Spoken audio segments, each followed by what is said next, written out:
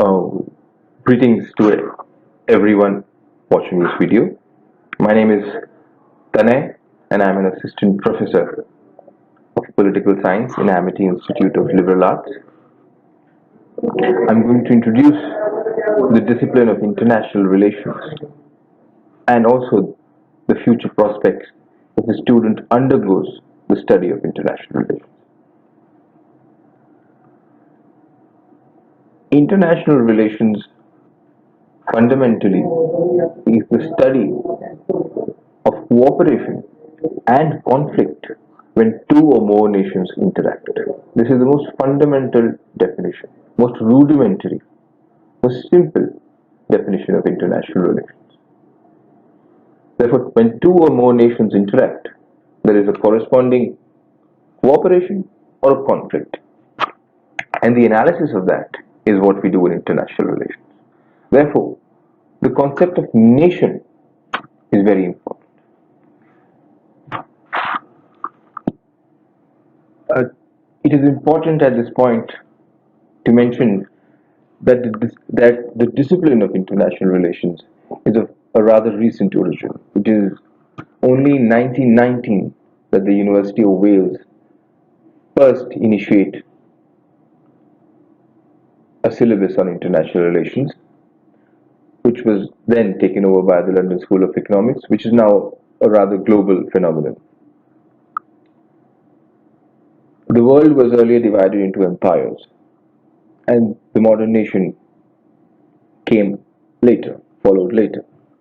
Only in 1648, with the Treaty of Westphalia, when the rule of the clergy came to an end, so did the modern nation emerge.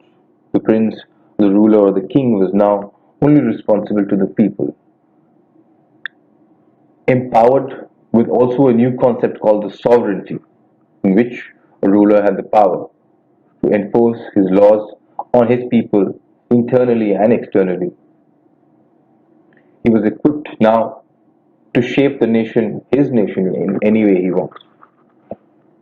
Therefore, it is from 1648 that we study that the syllabus of international relations described as the first systematic development of international relations. Even though international relations have been occurring on a global stage since before the modern nations developed, since time immemorial. Anyway, 1648 there are a handful of nations, after which, after the First World War, we see the Ottoman Empire disintegrating, nations multiply. After the Second World War, we see the British Empire disintegrating. We see the Latin Empire disintegrating, the Spanish Empire, uh, the German, Portuguese Empire, the Dutch Empire, the Swedish Empire. All these empires, they leave their colonies, the process of decolonization is initiated, and the United Nations membership from a mere 51 is now multiplied and expands to over 193 as of this date. Therefore, the very fact that nations have multiplied have also pushed back the horizons of the discipline of international relations.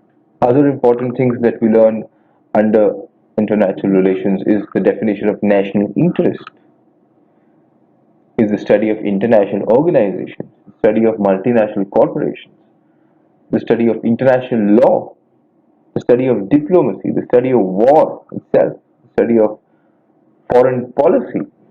All this lies under the scope of international relations because a foreign policy is meant to engage other nations, to cooperate or conflict with other nations, and therefore it must be studied under international relations. The study of diplomacy, a tool,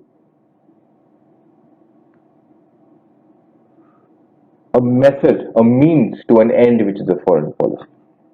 It is believed that diplomacy ends when war starts. But the recent Ukrainian Russian conflict has taught us that despite war, there is a simultaneous diplomacy going on. Even though people attack each other's army, there are dialogues being shared.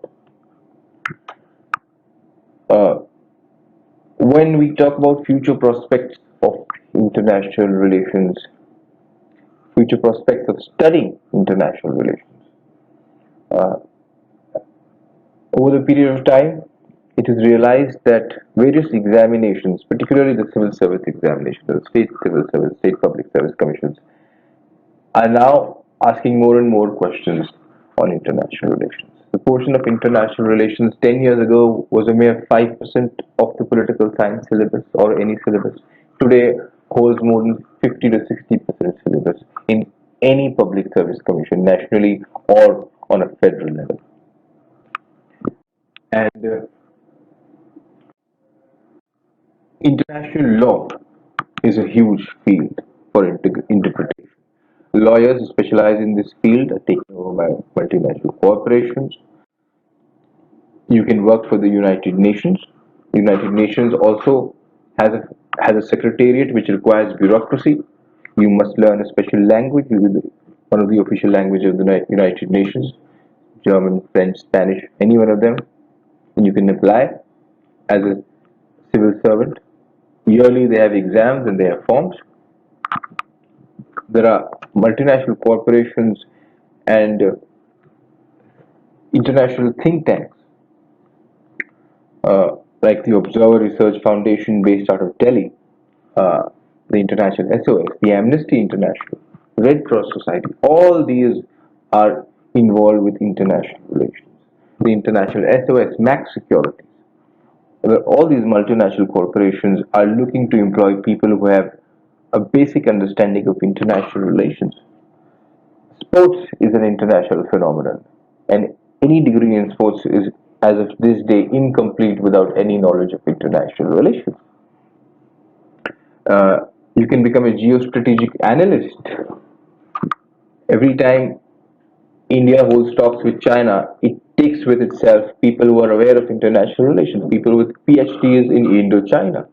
Therefore, if you specialize in an area, if you do area specialization, and if the nation interacts with those nations, if you have a decent enough CV, if you have worked in that sphere, the government will invite you to help you out with those relations in those areas. Uh, you can There are international organizations are only expanding, in fact exploding day by day. Every 10 years there are 5 new international organizations, the recent one being BRICS and the Quad and the AUKUS. All these international organizations require educated personnel, which you can be if you pursue the study of international relations. Therefore, international relations, apart from what I've defined it, also should be understood as the most dynamic field. Every day it changes. You cannot rely on anything. You study something today, but every day it changes. It's the most dynamic field. You cannot rely on anything. People in Ukraine, from people had gone from India, medical students have gone there. Now their future lies in a limbo. Therefore, you cannot rely and sit your whole bags and sit tight. You have to be on your feet all the time, which is why we need expert knowledge in the field. Right? I hope this video made some help you to understand, comprehend the basic phenomenon of international relations. I believe the PPT will have a list of universities which offer courses in international relations separately as well as alongside political science. Right. Thank you.